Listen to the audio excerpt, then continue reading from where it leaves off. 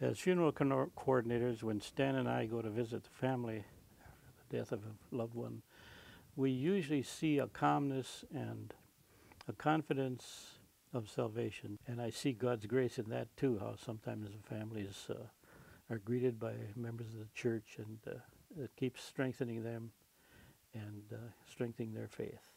Okay, one thing our committee does is we serve the lunch after the funeral, which we feel is a very important part because it gives the family a chance to socialize and to be with those that they love and the people that they haven't seen for a while. And we have a wonderful group of ladies who serve. And I guess one of the most things that we've noticed, other than what Mark talked about, is that we have comments from people that are coming to the services and coming to the lunch that we're a very loving and a caring church.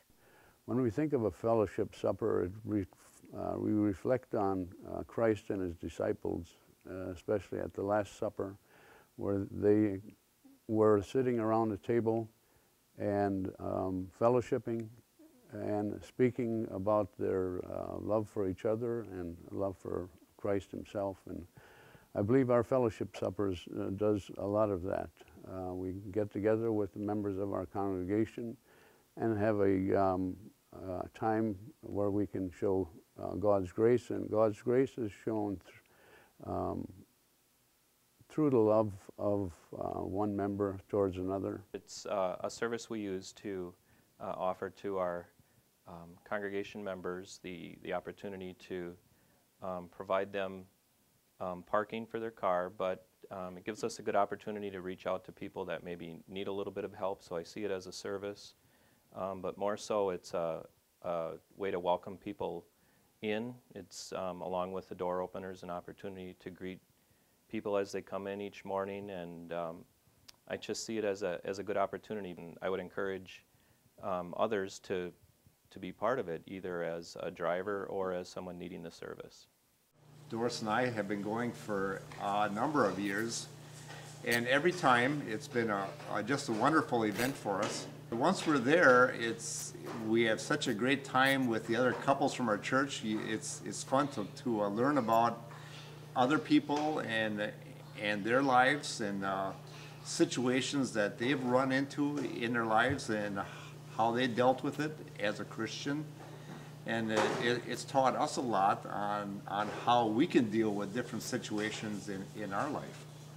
It's about building relationships and how important the relationship, first of all, with God is, and then the relationship between couples, and then the relationship between all the couples is really a neat way to get to know couples and to interact with everybody. I am a parish nurse on the care committee. I share my gifts as a nurse to care for members of the congregation by taking blood pressures. The mercy and grace extended to me from God demands a response. I extend mercy and serve those in need in the congregation because it's only by grace that I am saved, and I shouldn't do any less. Carolyn and I visit the shut-ins.